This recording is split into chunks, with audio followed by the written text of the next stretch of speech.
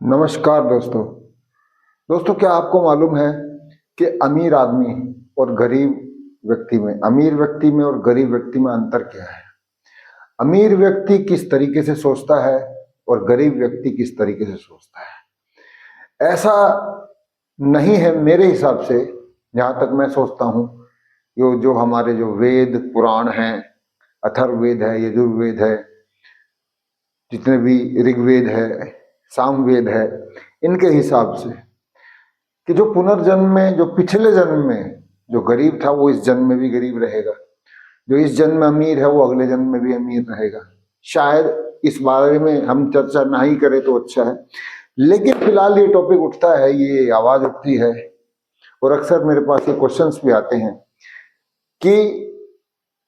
हम अमीर कैसे बने, दौलत से अमीर। हालांकि देखा जाए तो हर व्यक्ति इस दुनिया में अमीर है, अगर उसका शारीरिक स्वास्थ्य अच्छा है तो, अगर उसका मानसिक स्वास्थ्य अच्छा है तो, अगर वो सिर्फ एक ही बात सोचता है तो, अगर वो सोचता है कि हाँ मैं ये कर सकता हूँ, हाँ मैं ये कर सकता हूँ के साथ वो हाँ उस काम पर भी लग जाता है, पूरे मन बुद्धि और कर्म से, हर चीज से अपने आप को उस काम में झोंक देता है, तो हाँ वो कर सकता है। तो अक्सर ये क्वेश्चंस मेरे पास आते हैं और फोन्स भी आते हैं और व्हाट्सएप पर कमेंट्स भी आते हैं कि हम ऐसा कैसे कर सकते हैं। तो उसका सबसे सटीक उदाहरण ये है कि हमारे सोचने में, एक अमीर व्यक्ति के सोचने में और एक गरीब व्यक्ति के सोचने में अंतर सिर्फ इतना है कि गरीब व्यक्ति जो है वो शायद, एक रॉबर्ट कियोस्की की एक किताब है, the rich dad and the poor dad. एक व्यक्ति अपने बेटे के साथ ट्रेन में बैठा है और वो कहता है, बेटा उस अपने बाप से, कि डैडी क्या हम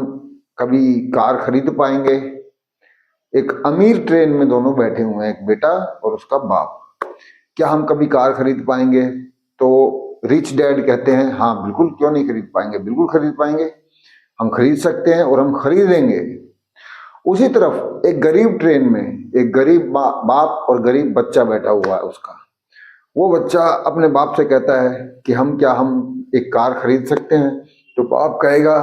नहीं बेटा, मेरे बाप ने भी तुम्हारे दादा ने भी नहीं कभी खरीदी थी, उनके पापा ने भी कभी नहीं खरीदी थी, यानी मेरे परदादा ने, तो हम भी नहीं खरीद पाएंगे क्योंकि हमारी इतनी इनकम नहीं है, मेरी इतनी इनकम नहीं है। तो ये एक खास तौर से, एक जहां तक मैं समझता हूं दोस्तों, एक खास तौर से ये एक सोच है कि जो हमें जिंदा रखती है और हमें जो हम, यानी नागार्जुना से एक कहानी मैं इस विषय में आपको सुनाना चाहूंगा कि एक व्यक्ति ने नागार्जुना, यानी जैसे कि कन्फ्यूशियस, लाउत्से, चाउत्से, मातस्व और नागार्जुना जो चाइना में हुए या भारत में हुए, उनसे अक्सर एक व्यक्ति ने पूछा लाउत्से से कि मैं मुक्ति चाहता हूं, मुक्ति चाहता हूं। तो मुक्ति के हिसाब से तो नागार्जुना के सामने जैसे ही उसने कहा कि मैं अपना पूरा सर्वस्व निछावर करने के लिए तैयार हूं, त्याग करने के लिए तैयार हूं, जितनी दौलत लगे, चाहे कुछ भी हो, चाहे मरना पड़ जाए, मैं मुक्ति चाहता हूं। तो जैसे ही नागार्जुना ने ये कहानी सुनी, ये बात सुनी, तो उसके सामने एक भैंस खड़ी हुई थी। तो उसने कहा कि तुम सिर्फ कुछ नहीं करो, ना कुछ मरना है, ना पैसे लगाने हैं, ना कुछ, तुम 3 दिन बाद आना, लेकिन 3 दिन तक सोना नहीं है, खाना नहीं है, पीना नहीं है, बस तुम ये सोचना कि तुम एक भैंस हो, तुम एक भैंस हो। तो 3 दिन तक वो व्यक्ति यही अपने आप को सुझाव देता रहा, हाँ मैं एक भैंस हूं, मैं एक भैंस हूं, मैं एक भैंस हूं। और 3 दिन के बाद, मतलब व्यक्ति जब भी सोता नहीं है, जब भी सोता नहीं है आदमी, 2 दिन या 3 दिन, मैक्सिमम 11 दिन तक, तो 2 दिन या फिर कभी बुखार हो जाए तो हेल्यूसिनेशंस पैदा होने लग जाते हैं। हेल्यूसिनेशंस, हेल्यूसिनेशंस, जी हाँ आपने ठीक सुना। हेल्यूसिनेशंस क्या होते हैं कि जैसे आप अगर बीमार हैं, बुखार हो गया है 102, 103 या 100 डिग्री या 101 डिग्री तो फ़ारेनहाइट, तो उसमें क्या होता है कि उस अवस्था में ऐसा मालूम पड़ता है कि जैसे हवा में चटाई उड़ रही है, खाट चारपाई उड़ रही है, बेड उड़ रहा है, बिस्तर उड़ रहा है और हम बिस्तर से ऊपर उठ गए हैं। तो ना सोने की अवस्था में ऐसा होता है, जिसको हम हेलुसिनेशंस कहते हैं। लेकिन जब 3 दिन तक उस व्यक्ति ने, जैसा नागार्जुन ने कहा था कि तुम्हें सिर्फ ये सोचना है कि तुम एक भैंस हो, जब 3 दिन तक उसने ये अपने आप को सुझाव दिया, हाँ मैं एक भैंस हूं, मैं एक भैंस हूं, मैं एक भैंस हूं, मैं एक भैंस हूं,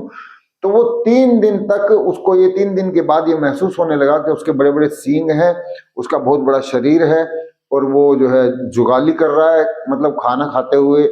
जो मतलब ड्रूल है जो निकलता है कुत्ते के या फिर जानवर के मुंह से जुगाली करते हुए, वो निकल रहा है। तो 3 दिन के बाद जब वो व्यक्ति नागार्जुना के पास आया, तो जैसे ही वो दरवाजे में एंट्री करने लगा तो उसे महसूस हुआ कि मेरे सींग अटक गए हैं इसमें। यानी उसके इस अवचेतन मन ने ये मान लिया था, अवचेतन मन ने मान लिया था कि वो भैंस है, तो उसके सींग अटक गए, उसे ऐसा महसूस हुआ। और ये महसूस होने के बाद जब नागार्जुना ने उसे देखा, तो नागार्जुना ने उससे कहा कि तुम कुछ नहीं हो, ना तुम भैंस हो इस वक्त, ना कुछ भी नहीं हो, तुम सेम वही व्यक्ति हो जो तुम मेरे पास 3 दिन पहले आए थे। इसी तरीके से उसने कहा नागार्जुना ने कि इसी तरीके से तुमने अपना एक संसार का एक जाल बिछा रखा है, एक जाल बना रखा है, अपना एक स्वयं का यहाँ पर एक संसार बना रखा है कि मुक्ति चाहिए खोपड़ी से, तो वो विचार भी मुक्त होने का खोपड़ी का ही विचार है। अगर कोई कहे कि मैं सिगरेट से मुक्त होना चाहता हूं, तो मुक्त होने का विचार भी सिगरेट का ही है। इसलिए जो हम, मेरे कहने का तात्पर्य सिर्फ इतना है कि जो हम अवचेतन मन को खाना खिलाएंगे, हम कहना कैसा खाना खिला रहे हैं, अपने शरीर में क्या डाल रहे हैं। देखिए कि डीजल की गाड़ी है, डीजल डाला जाता है, पेट्रोल की गाड़ी है, पेट्रोल डाला जाता है, या फिर सीएनजी की गाड़ी है, सीएनजी गैस भरी जाती है, संपीड़ित गैस भरी जाती है। तो हम अपने अवचेतन मन को कौन सा भोजन दे रहे हैं? शरीर में तो हम खाना डाल रहे हैं, लेकिन हम अपने मन को कौन सा भोजन दे रहे हैं? तो अगर हम ये रटते रहेंगे, ये रैट रेस की तरह भी ये सही बात कही जा सकती है कि अगर हम ये रटते रहेंगे, अपने मन के अंदर ये करते रहेंगे कि मैं एक धनवान व्यक्ति हूं, मैं बहुत भाग्यवान हूं, बहुत किस्मत वाला हूं, और चुप रहेंगे और उस आदत को मानेंगे, तो अवचेतन मन अपने आप आपको वो परिस्थितियां खड़ी करके देगा। वीडियो कैसा लगा शेयर कीजिए, सब्सक्राइब कीजिए, अपने दोस्तों के साथ शेयर कीजिए और लाइक कीजिए, कमेंट कीजिए ज्यादा से ज्यादा। कहीं मैंने कुछ गलत बोला हो तो, और सही बोला है तो भी कमेंट कीजिए। जय हिंद, वंदे मातरम, भारत माता की।